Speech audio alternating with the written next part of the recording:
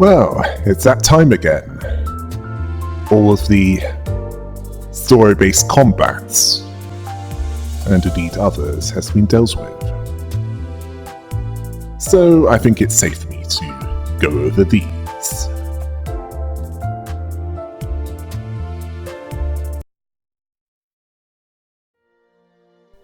To begin with, in this season, there weren't any abnormalities. This was also when the non-human categories of abnormalities, distortions, and peccatula was defined. All were fought in this mostly monochromatic environment of District 20, the domain of T-Corp. Later, in the 4th Refraction Railway Line, 3 new abnormalities appeared, along with the monstrous dittos known as Envy Peccatula. They can appear as any identity. Let's first talk about Hindley, the Reaved Lamenter.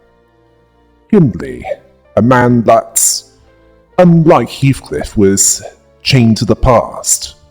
One who could never get over his father taking Heathcliff in, still hung over not getting a violin, which was made worse when his father treated Heathcliff as more his son than him, which caused him to beat Heathcliff a number of times. He then, or rather, he even ordered the butlers to neglect his care after Catherine was bitten by the mutant hounds of Linton's family, and denying Heathcliff the warmth of the fire.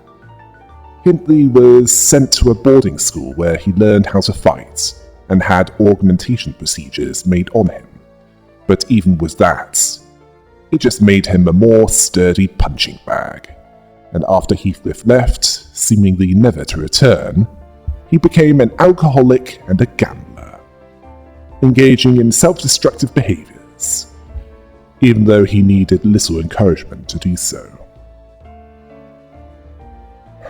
Still, Nellie and Catherine manipulated him into doing this more, making him spend every arm he had, and even rigging a game in order to make him gamble away Wuthering Heights as part of a plan, which Catherine was a pawn in herself. A plan made by Encore. Clearly there wasn't much love between the siblings, as Catherine, in her will, left him a ticket to M. McCorb's loony bin, along with a warp train ticket to make sure that he gets there in less than a week. Otherwise, they'll take him there. Hindley clearly didn't care about the will, seeing Wuthering Heights as his, where he hired the dead rabbits, who were identities led by a Heathcliff variant that was driven insane by Catherine's death, in a world where she died of self-inflicted starvation. He only wanted to take Wuthering Heights back, where he not only lacked respect from those butlers that was once loyal to him, he didn't even have the respect of the dead rabbits, who was taking the name of the previous dead rabbits that Heathcliff knew. When he saw how far he had fallen, he still made excuses for this, and Carmen exploited this, and caused him to distort into a lupine form, intent on destroying all that sought to take what he had left. When he fights, he gains the ability to attack harder and receive less damage on the next turn with each clash that he won. And with 2 attacks, he can even hit harder next turn with each hit. 2 attacks can even reuse the coin. In 1, if the speed of the target is faster than 3, compared to him, that's what happens. And the other upon killing.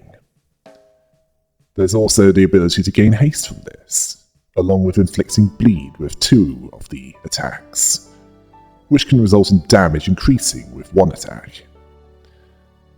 And this attack is unclashable.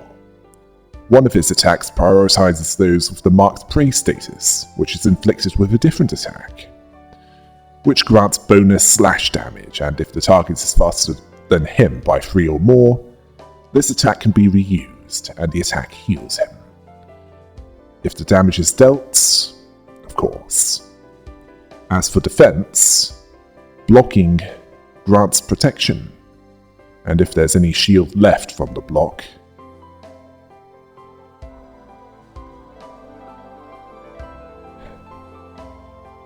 as for dodging, bind is inflicted on a successful evade. As for SP, it resets to 0 if in a state of panic, as in SP getting too low. He also gains the ability to inflict more damage and heals more when at less than 65% HP, and on use,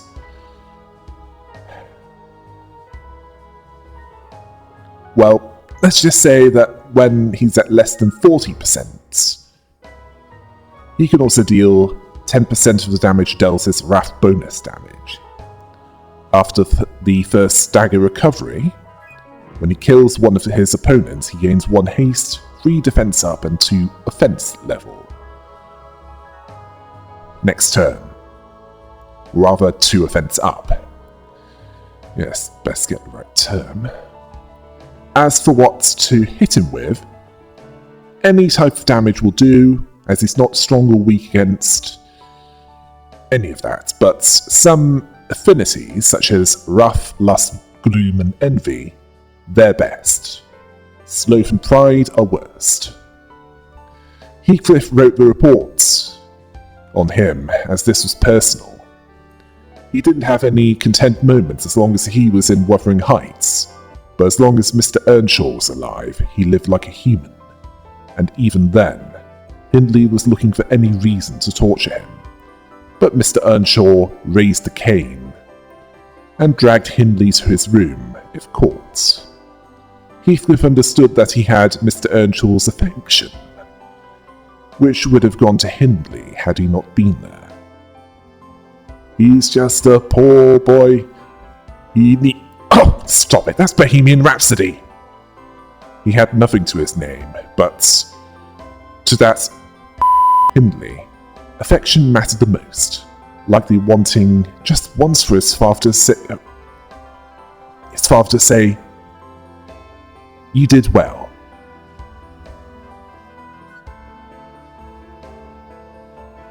For anything. He received expensive augmentation procedures, an inheritance upon his father's death, butlers catering to his every whim, but he never truly received what mattered to him: his father's love. Heathcliff understood that, even as a child, which is why when Hindley provoked him with his relationship to Catherine, he responded by hitting him where it really hurt, that he craved his father's love. It was the only way that, at least in Wuthering Heights, that he could deny that he was beneath Hindley. Which is why he blamed Heathcliff for his misfortunes, that he never got his violin, that Mr. Earnshaw didn't greet him in the morning, where he kept blaming Heathcliff when he lost Wuthering Heights in a card game, where he learned that Catherine left him nothing in her will, except a trip to the loony bin. Heathcliff thought that something was off when he talked so boldly. He didn't realise that he became a bigger mess than he ever was, walking himself into hell. Well, the city isn't much worse. Hindley might look large and threatening, swinging his claws, but Heathcliff wasn't fooled. He saw Hindley for what he was, an abandoned dog discarded by Mr. Earnshaw, practically cast out from Wuthering Heights, feeling that he's pathetic, while also feeling pity towards him, deciding to put him out of his misery at that point. Let's move on to Heathcliff the Heartbroken. This distortion was made from one of the damned dozen, one of Carmen's more recent victims, where she showed him a vision of Earl King Heathcliff's past. How Catherine's death drove him insane, amplifying his doubts and self-hatred, making him feel even less human than he already does, turning him into a similar but different lupine distortion to Hindley, seeking to destroy everything in an attempt to unleash all the rage that he had inside of him. He fought similar to Hindley, but was different as he had the ability to inflict more bleed. This was even to the point where he increases in base power and damage if there's enough bleed on the target. It's even dealt in his counterattack. He can also debuff defense in one attack, and in a different attack he can reuse a coin if a target has 3 or more negative effects, or 2 or more in a different attack. And while the chain is unbroken, he gains more attack power and damage capability on all parts. But when it's broken, he's slowed down and he's more resistant to damage until the end of the battle. When he's at 35% HP or less, if the target has a higher HP percentage, he has more clash power. And when the chain is broken, he also inflicts the subject of rough status on a random target and is prioritized. Each time he wins a clash, he gains 2 less clash power next turn. Each time he loses a clash, he gains 2 more clash power. He automatically gains a little damage increase each turn when at 30% HP or less. He also deals more blunt damage, has more attack power at the cost of fragile with each turn that passes, up to 3 times. Now, the damage that is inflicted on him, such as slash, pierce and blunt, that's unimportant, although it's recommended that wrath, lust, gloom and envy are used on all parts.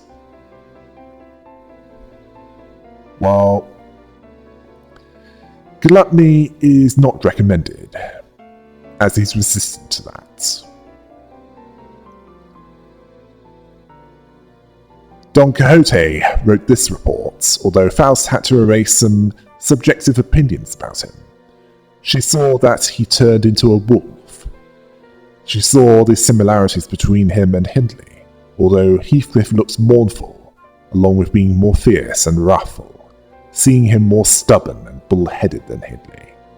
His eyes gleamed with violet light, carrying a sack attached to his body by a chain. That's one thing that didn't change. Swinging into battle. He was surprisingly strategic when it came to swinging the sack, primarily targeting those that destroyed the chain, while searching for any weaknesses. There was none that could be detected, as he was quite durable, as he was covered in metal plates. He also had thorns on his back. This was difficult for her to do, considering who he was. They eventually got him to change back. She hoped that he'd never do that again, although she'd beat some sense into him if this happened. Sinclair regretted being violent towards Heathcliff, even if it was needed to bring him back. Don Quixote wanted to do so less painlessly, which wasn't what Sinclair meant. Faust told them that if they had more information to come up with a better plan, they'd do that. Otherwise, there's no guarantee that would work for all of them, advising that they prioritize suppression via martial strength or beat some sense into the target until, well, they either revert back to human or they're dead. Although she didn't discourage using weaker strikes. This also wasn't what Sinclair meant. Let's talk about the first abnormality here in this season, the Fairy Festival. This was an abnormality that was worked on in the Lobotomy Corporation, where those that worked on it had their HP regenerated for a time, while those that had this effect on them had better not work on any other abnormality before the effect wears off. Otherwise, the fairies will feast on them, worried that they lose their feast. This was one of the milder abnormalities to work on, only a Zayan level. In the library, this changed as it's in a book with an environment of its making, where the fairies were zoomed in and they were hideous and more dangerous.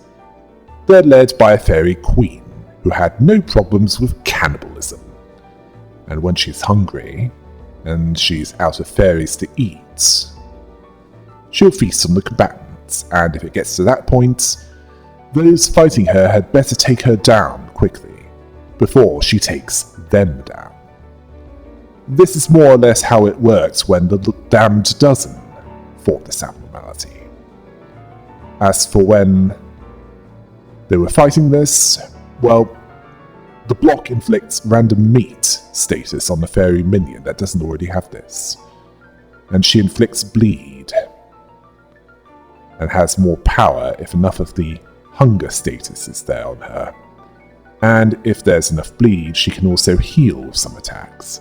And once she eats all the fairies, at least on easy mode, she is frenzied and gains a huge boost to attack power. Before that, each time she eats a fairy mass, she is weakened, both in attack, defense, and also a little in damage resistance.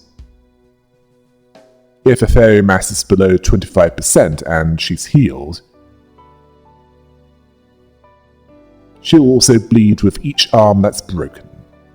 She also heals 10 SP. Yes, 10 SP for all the combatants. Yes. Strange, isn't it, that she heals 10 SP for all the combatants, and gains 1 EGA resource from all affinities each turn, and as for when to use, or rather what to use on this, Slash is best to use on this and Blunt is the worst. As for the Sin affinity that's best to use on this one, it's Wrath, Lust, Envy. The worst is Sloth. In hard mode, Frenzy isn't happening and each fairy mass that's defeated grants the green Fragility.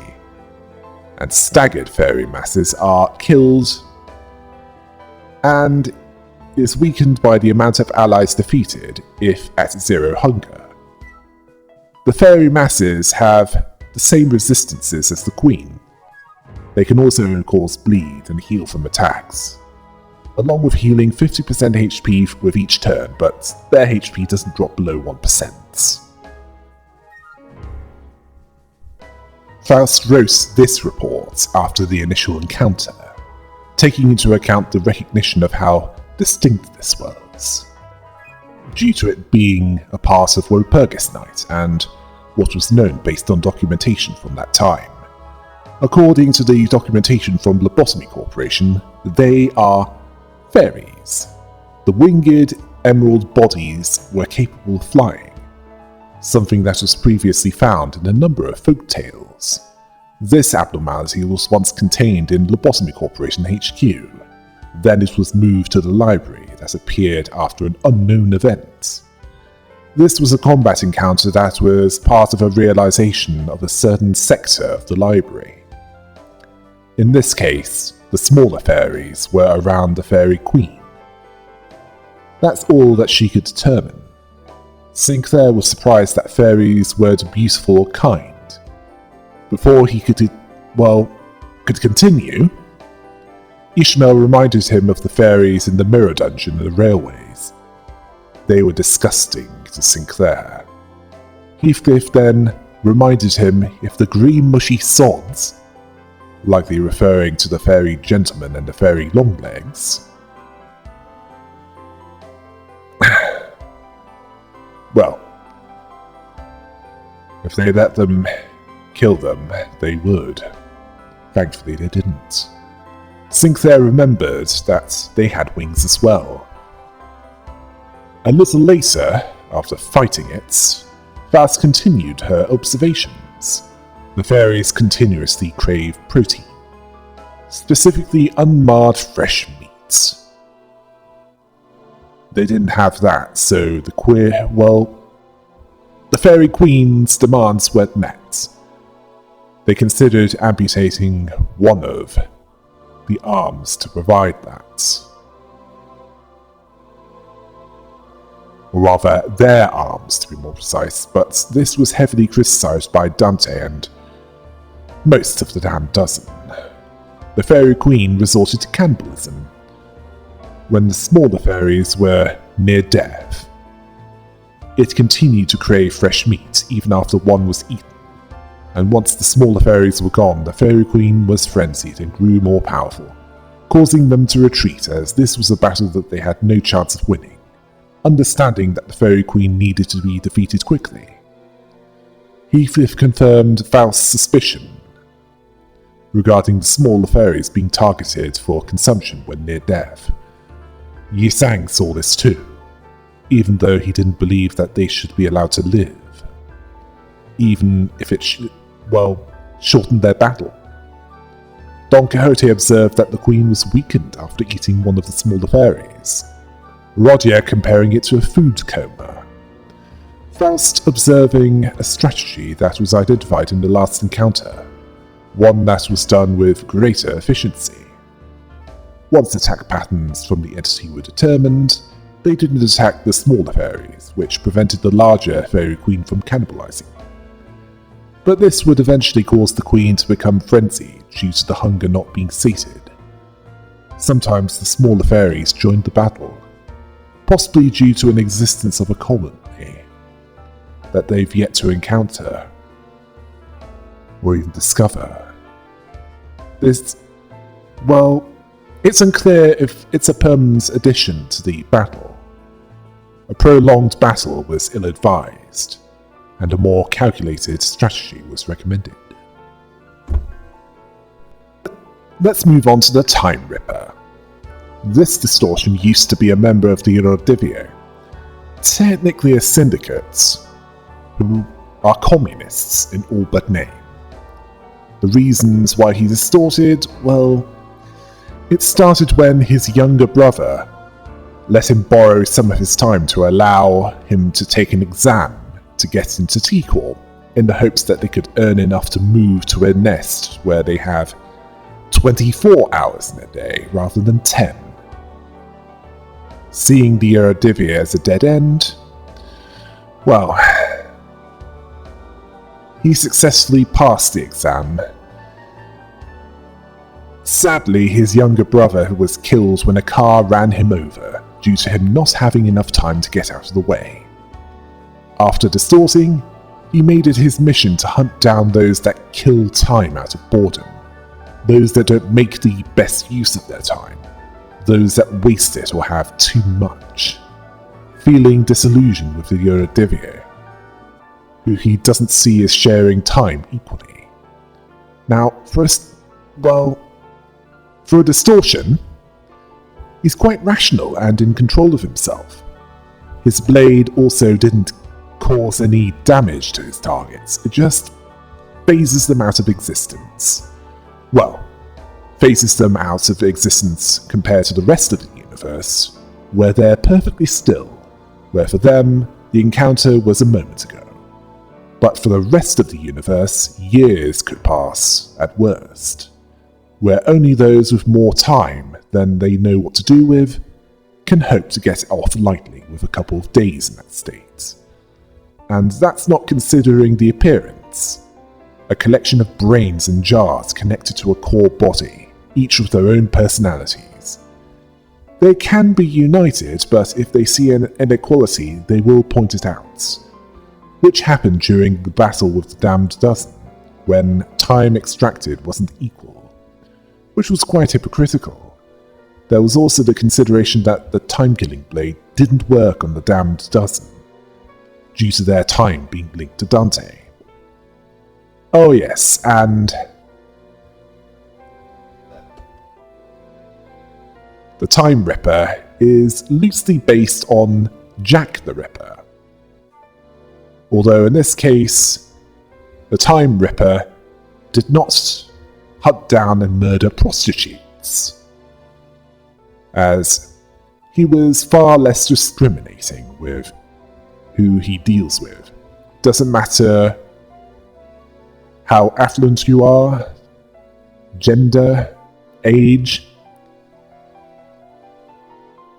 If you don't make the best use of your time,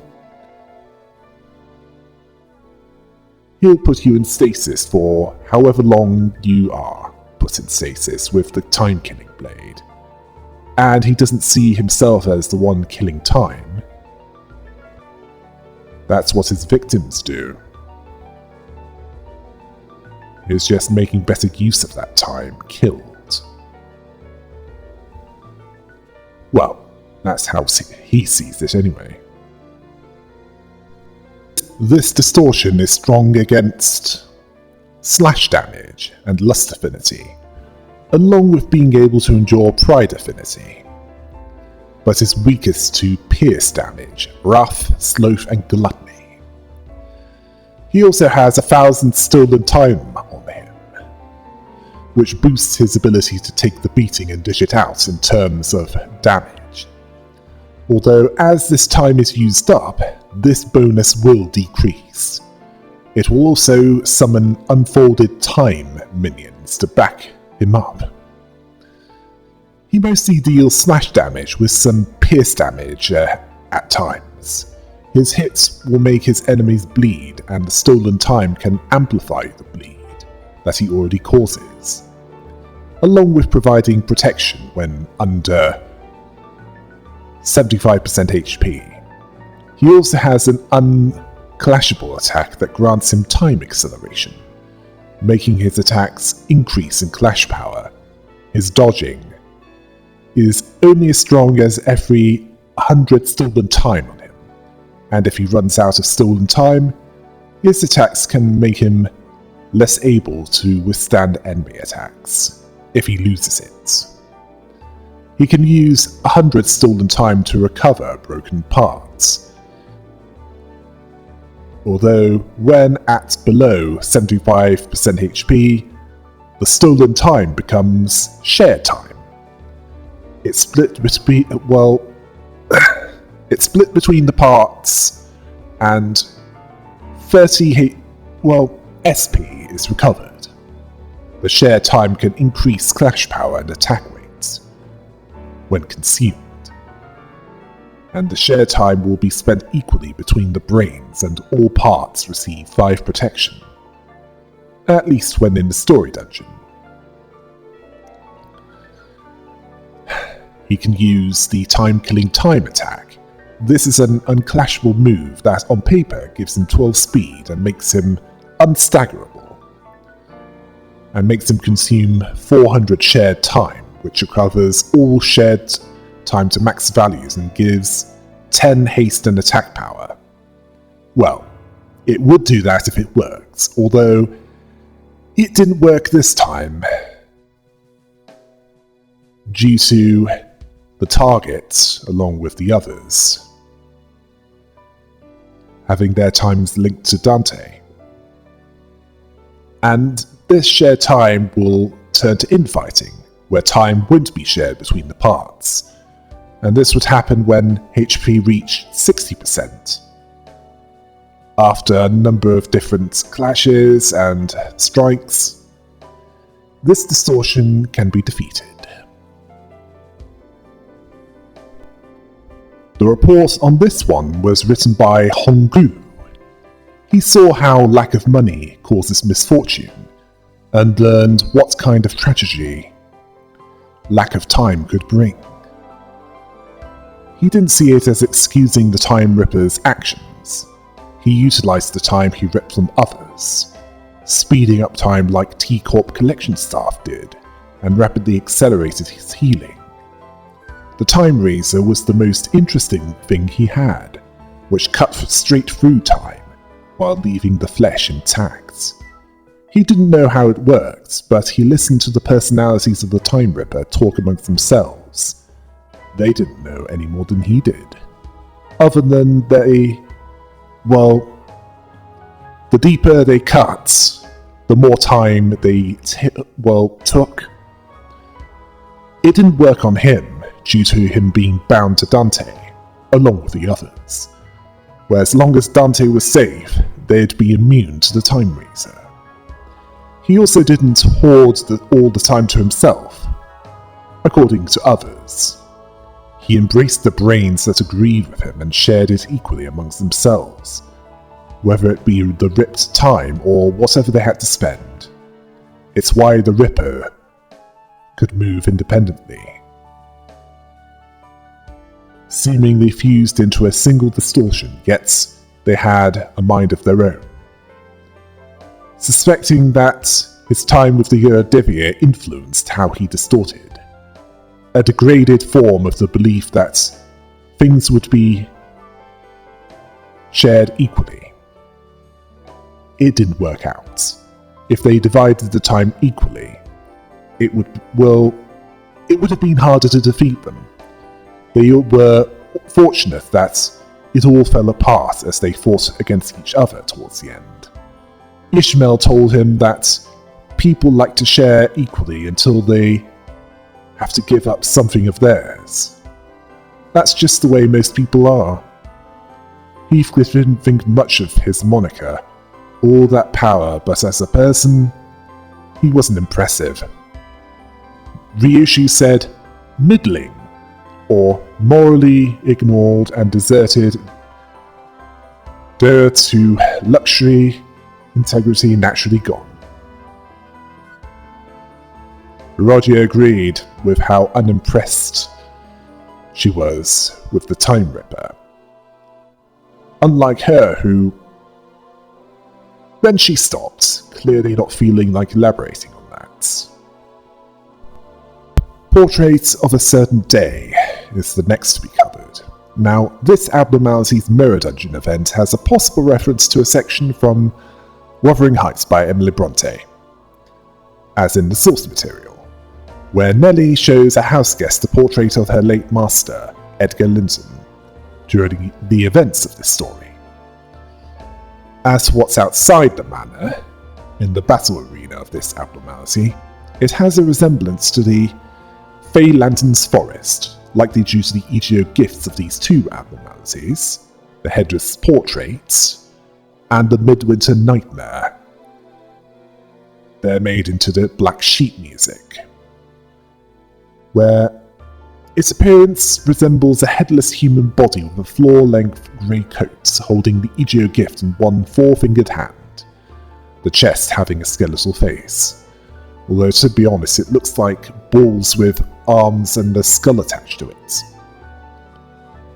Now, as for fighting this, the abnormality is weak to slash damage along with lust, sloth and pride, but is strong against piercing, wrath and to a lesser extent envy. It can also inflict sinking, a status ailment that can cause SP to lower quicker. It lowers when hit by an attack, and it can even gain clash power if the target has a certain amount of sinking, between 3 and 4 depending on the attack.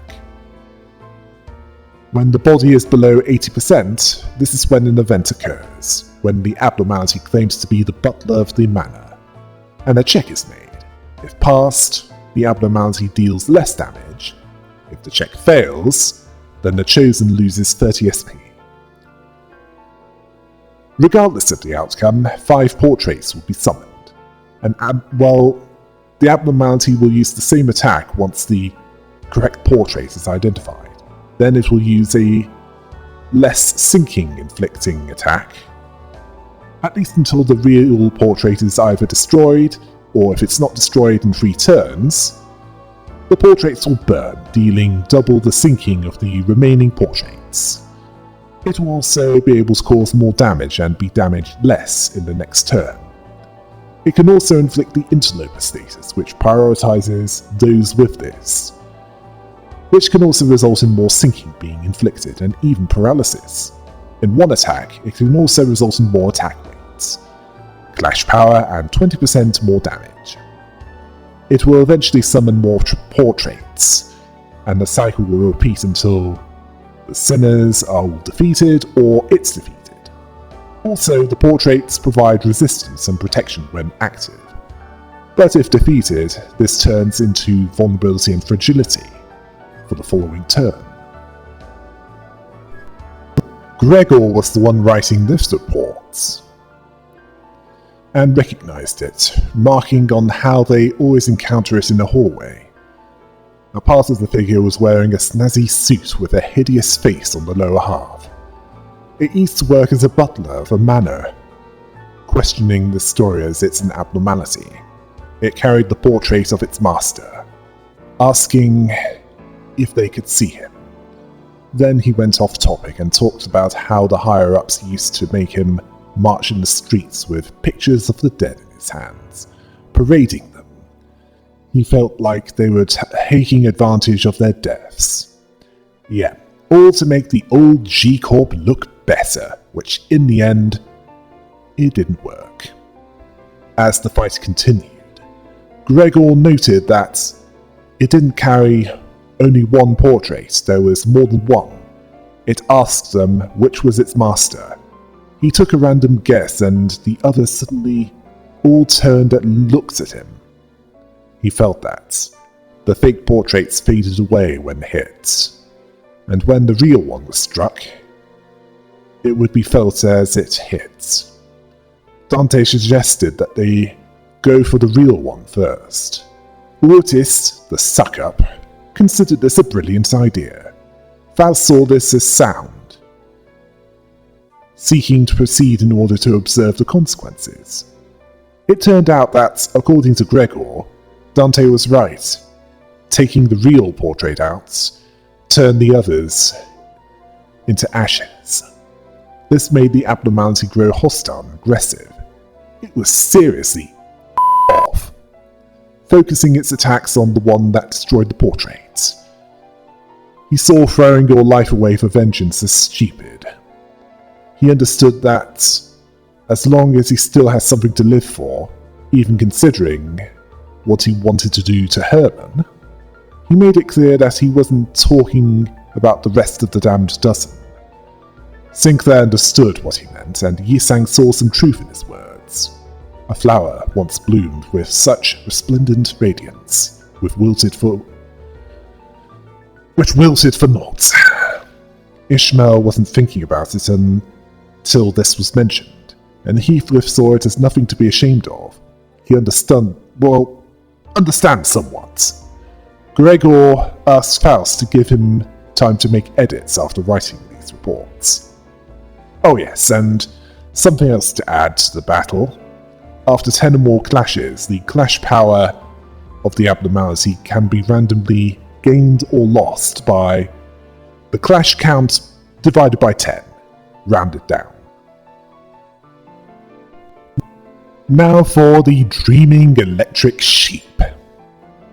The name of the abnormality and its EGO gift is likely a reference to the dystopian sci-fi novel Do Androids Dream of Electric Sheep by Philip K. Dick, which ended up being adapted into the movie Blade Runner, which was directed by Ridley Scott, as in the same bloke that directed Alien. And that was a movie that involves a man giving birth. Okay, going off topic now. Void Dream is an abnormality that is sheep-like, but dreaming electric sheep might not be an aberration of this, as this abnormality can make those that it's hit by its projectiles fall asleep. That's Void Dream, by the way, although its call can wake them up prematurely and make them panic. Although those with low temperance that works on this, they'd fall asleep eternally, essentially being seen as dead. As for the dreaming electric sheep, it appears to have problems sleeping due to it being in a state where it fears lacking power and the pain that so much power would bring to it. Hard to know which is worse. As for fighting it, this abnormality is weak to piercing damage and is especially vulnerable to sloth affinity. along with Wrath and Gloom, but is strong against blunt damage, Envy, and to a lesser extent Pride. First, it uses an unclashable version of Electric Screaming, its signature move, which provides 10 protection and damages the Sinners. After that, it will attack with intent to debuff defense and offense. The ability to take out the beating and dish it out is what that is. It then summons a generator, which results in a gathering storm, which can lead to attacks that can also deal paralysis, depending on the gathering lightning cloud, and when a body part is broken, it will use a variety of attacks, including one that is stronger. Clash power increases by 1 with each plugged in it has, as well as plugged in, and, well, it gains protection by 2 times 3 minus the amount of plugged in, and if they have an anti-ovine grounding plug, it gains plugged in if it loses. Although if it wins, it can cause paralysis and lower defense next turn. Although for each plugged in it has, as in gets plugged into a generator, it gains 1 minimum speed, 1 fragile, and 1 damage up. When staggered, due to having 3 plugged in, it gains 4 fragile, and it can gain up to 2 envy damage based on the amount of charge it gains from each attack. Although, if it has 2 plugged in, it grows more desperate in its cries. A check is made, and if successful, 2 clash power down is granted, at the cost of 15 envy damage, but if unsuccessful, then only 1 clash power down is granted, at the cost of 30 envy damage. It will keep at it until defeated or all combatants are down. Sinclair wrote this report and thought that it was a big storm cloud at first. Purple lightning with wispy cloud. It was floating up high, but he was looking at a sheep with very long legs. The legs seemed to blend in with the background, as they were that dark. With every strike of lightning, with every flash, it seemed like a 4-legged cloud, illuminated with flares of violet, which stood out. Was a machine, with cables and plugs, a power generator. Dante saw that the cables might be the key to dealing with this abnormality, theorizing that they need to plug the cables into the sheep, asking if it's screaming because of the electricity in its body. Of course it would hurt, so it was worth doing. He couldn't just sit back and do nothing. Gregor realized why he sprinted towards it with a weird battle cry. Dante needed to tell him to not overdo it once he was brought back. The next part of the report had dark ashen residue on it, even though Sinclair wiped it away. He coughed up ash onto it. As for what happened, the sheep attacked him as soon as he grabbed the cable from the generator, either bursting with lightning or trying to ram him with its body. Plugging the cable into it helped. The sparking coming from it became slightly less intense. Believing that it's no longer being tortured by lightning, hoping that it would calm. The next part of the report was burned away. Ishmael wanted to know where the rest of the record was. Ryushu said TP, or too pathetic, a boring death. Totally pulverized by the ramming sheep. Otis saw that his cause of death was due to his negligence to pay attention to the battle to the end, writing his record in the middle of the fights. Sinclair thought that it would work, suspecting that the lightning was not the real source of pain. Don Quixote didn't think that it was drained from its body. They might need to impale it with other cables first. After attaching all the cables to the sheep, lightning struck, and purple sparks flew everywhere, making the sheep collapse. Sinclair didn't think that it was dead. It was dreaming, asking if abnormalities dream of abnormalities, hoping that it's a gentle dream, free from the painful lightning strikes, or where it's suffering a dark, or it might be suffering a dark nightmare where they've taken its spark. Either lightning hurts it, or taking the electricity away hurts it more. Gregor was surprised that Faust did not leave a note there, but Faust made it clear that it wasn't always necessary.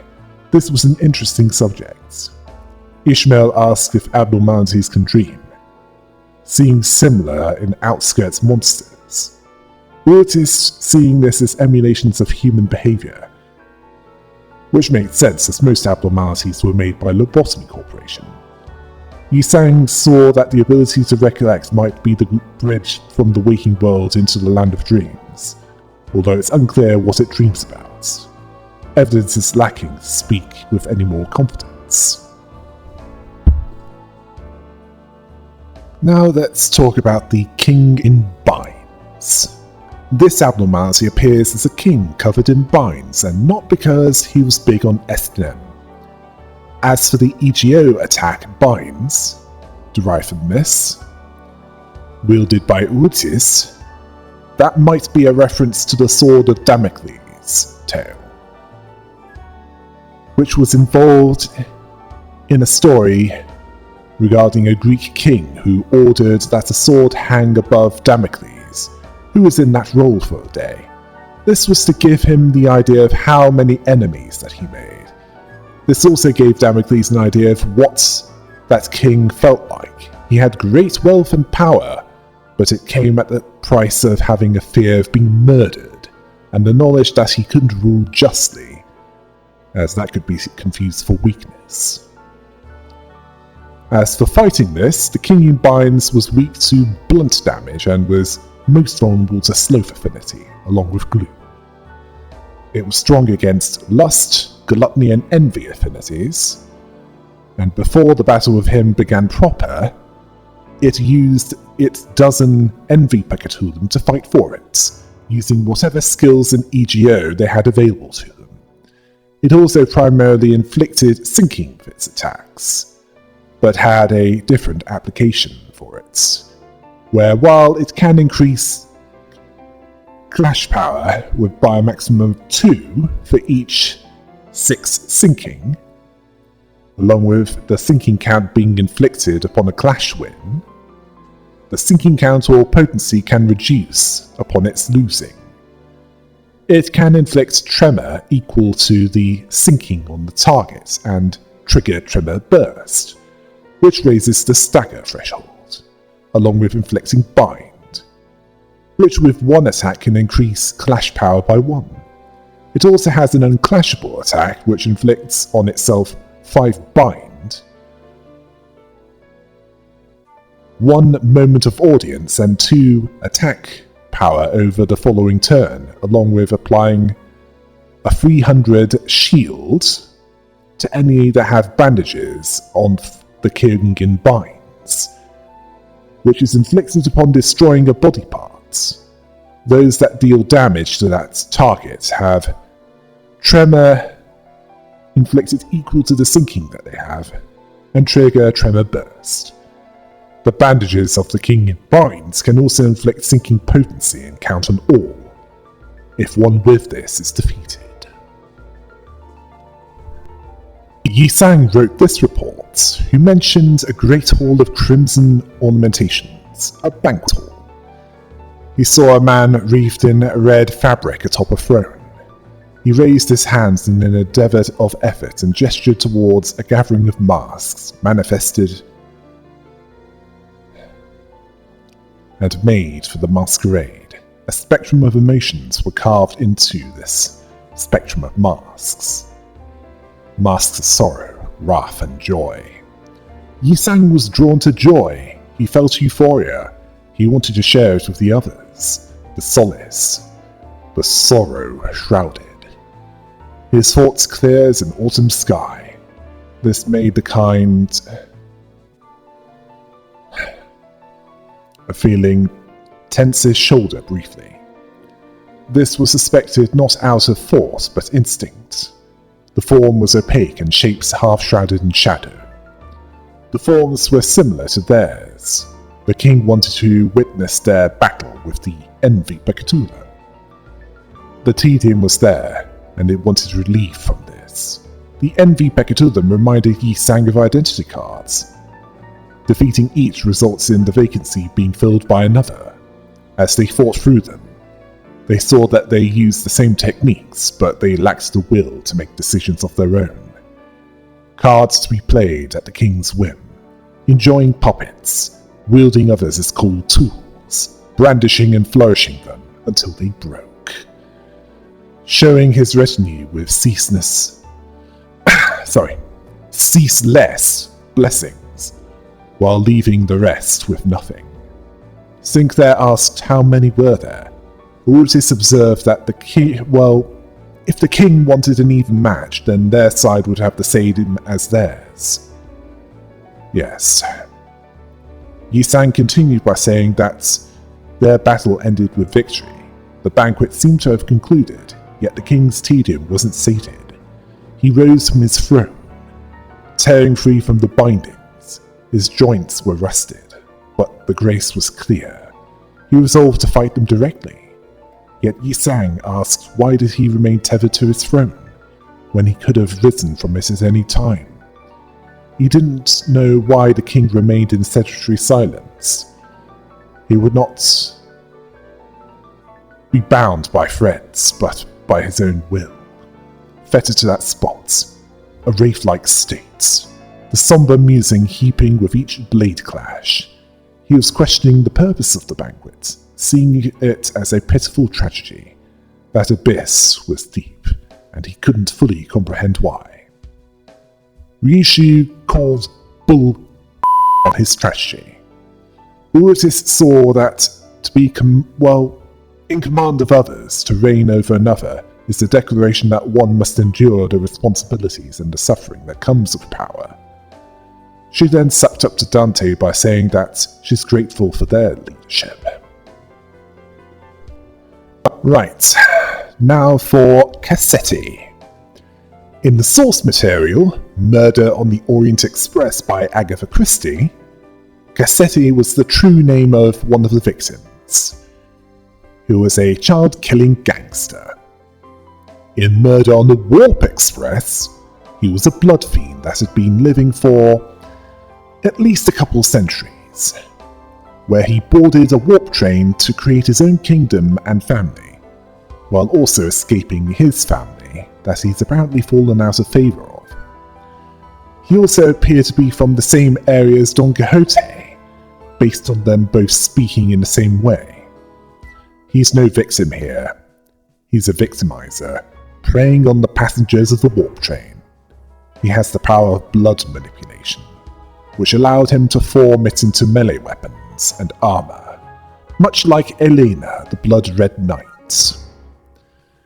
The main thing that prevented the damned dozen from killing him is because he had plot armor, in the form of a powerful healing factor combined with the T-Core tech that was stopping the flow of time.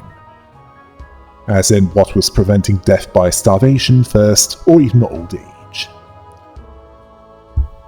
That required one more powerful than him to take care of him.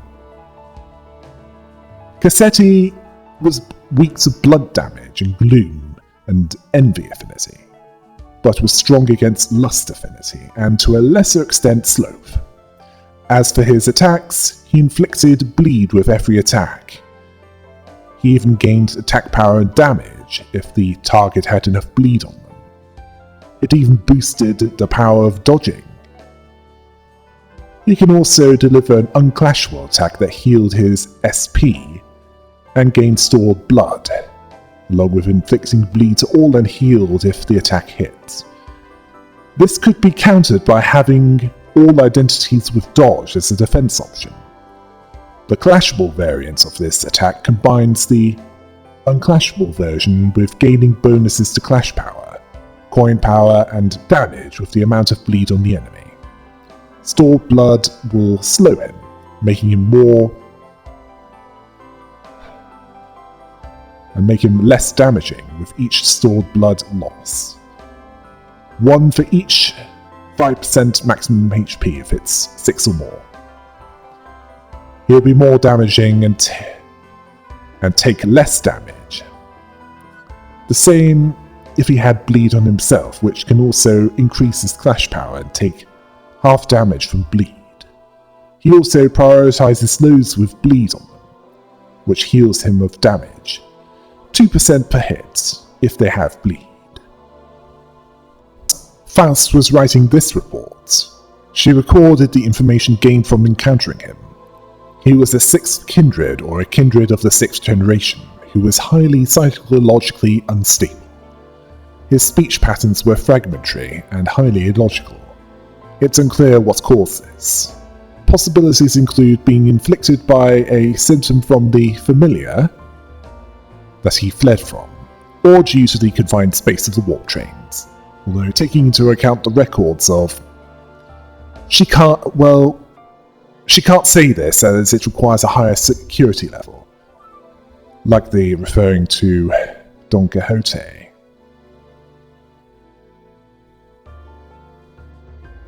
Yes, it's likely to be the former.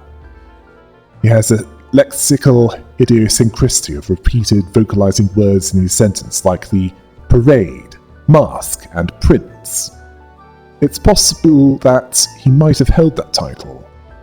This was more stage play prior to boarding the warp train. She attempted to communicate farther, but this led to hostilities. During this, he used crystallized blood to summon a powerful weapon. Similar record has been identified in Redacted, as characteristics of authorization from a higher security level is required to access this, involving a child's kindreds. The weapon has hardness, strength, and sharpness. Damage inflicted by that weapon was significantly more severe than those caused by standard weapons. This matches the data which was collected from one that needs authorization from a higher security level to access, conducted and collected on observation of Redacted. She absorbed blood stored in the blood bags, which, like with other blood fiend entities, this increased his strength exponentially based on the stored blood absorbed. After several hours fighting him, he, due to his rapid regenerative abilities and the time suppression active on the warp train, he was immortal. He couldn't be dealt with by conventional means. Then much was locked by requiring a higher security level, but she saw it as fortunate. But due to the potential risks to another, likely referring to how Don Quixote revealed her true self and then was knocked unconscious, but Faust concluded that he was neutralized. Roger noted that she censored most of her reports. Faust responded that it was due to insufficient security level. Rotis wanted to know how to raise that security level, seeing that Dante was entitled to that knowledge. Faust told her that to raise her security level, and this information was locked behind needing a higher security level. This red tape gone mad annoyed Gregor, as this was hidden too.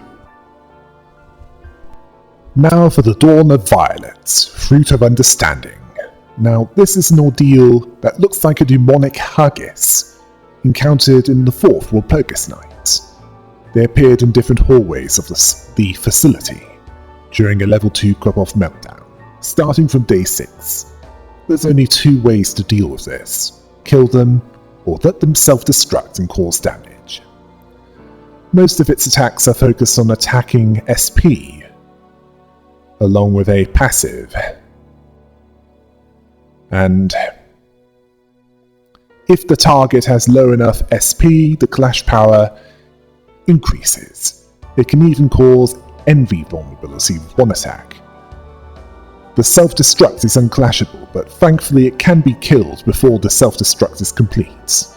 It's weakest to Sloth, weak to Lust and Gloom, along with Pierce and Blunt.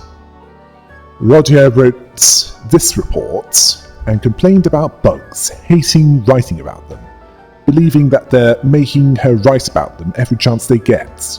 asking if she had to write about them. She got on with the job and described it as a bumpy, squishy creature that slowly crawled around with purple liquid sloshing around inside it. A big vein was on its head. There was something there, she didn't like it, hoping that it doesn't shoot filth out of it. Then she remembered that Faust told them to kill them as quickly as possible, as something bad might happen if they live long enough. So she stopped observing and got on with the fighting. Otis was less than impressed by the report due to the lack of pertinent information, besides whining about how gross they were, seeing it as one of the most useless reports she's ever had the misfortune of reading. Faust considered her decision to be quite apt, as if they're allowed to survive for too long, it might affect nearby containment units by ending their own lives. Sinclair saw that Gregor had been checking that entry pretty often. Yisang suspected that one of them might joke against bugs. There was nothing to worry about. Don Quixote wanted them to inform her if this happened, she'll discipline them for that. Gregor was annoyed, as this wasn't what he meant, asking if he even had to say, or rather, if he ever had a say in that. Finally, we have the Noon of Violet. Grant us love. The Hentai Monolith. These start approaching from day 11 onwards, between Krepov level 3 and 5, depending on the size of the facility at the time. This appears out of nowhere, or rather out of a portal on the ceiling, falling down, destroying any that aren't protected, or out of where it appears where this happens. Yes, a shockwave caused by it landing. I call it the Hentai Monolith, as it's a monolith with tentacles. In Lobotomy Corporation, I moved everyone away from where it might land to avoid them getting killed by the shockwave. If it's cuneiform written on it, then that is clearly not something that they have knowledge of. Well, if Faust knows, she doesn't see it as necessary to inform them of what is written on it. As for fighting this ordeal is weakest to gloom, but is still weak to lust and sloth. It's strongest, against wrath and envy. It's also strong against slash, and weak against blunt. It damages others 3 damage each turn. Like the Dawn of Violet, it focuses on causing SP damage with its attacks by mental fracture status. Clash power also increases if the target has negative SP. Its guard provides protection, and it also has an unclashable attack that's a reference to its area of effect attack, which deals a huge amount of damage, which can kill many of the team, if not all, depending on their HP. And this is why the backup mechanic is in this battle, which is why it's best to stagger this one before it goes off, which saves on having to replace those that were wiped with backups. Sinclair wrote this report, comparing what was happening to lightning suddenly striking when there was blue skies. That's how they still fell right over their heads. He was turned to mush by the shockwave as it landed the first time. It would have happened the second time if it weren't for the physical intervention shield that Hood shot them with. It became still once it hit the ground, except for the tentacles. The only thing about it once it fell was the size of the tentacles. It was docile as long as they didn't get too close to it. He asked how he got there. It didn't walk there, so it was dropped over their heads. Then he remembered a story that his parents once told him in childhood, where a desperate wish was granted in the worst, unluckiest way possible. Have they watched the Wishmaster movies? Yes, as the djinn in that granted wishes in the worst possible way that it could, depending on how vaguely worded it was. Sinclair saw this still as possibly an outcome of a desperate desire, much like in that story, wanting to be able to read what is said on that still, as that might help with figuring out the intent. He hadn't seen anything like that, even back in his school. Then he remembered a training manual saying that when it starts glowing, something bad might happen. Suspecting that smashing it to pieces is a good strategy, Yisang saw that its intent is outside their understanding, and it will fail to understand those beneath it. Honglu suspected that regardless of what was said with that still, none tried to read it or understand it. Instead, they smashed it to pieces. Whoever sent it must have been confused. Heathcliff asked if it was a letter, and he wasn't too happy about his letters being ignored. Actually, Nellie burned your letters, so Catherine never received them. She can't ignore what she didn't get. Ishmael saw that they had no other options but to smash it to pieces. How would they even begin to understand whoever it was that sent something like that down there?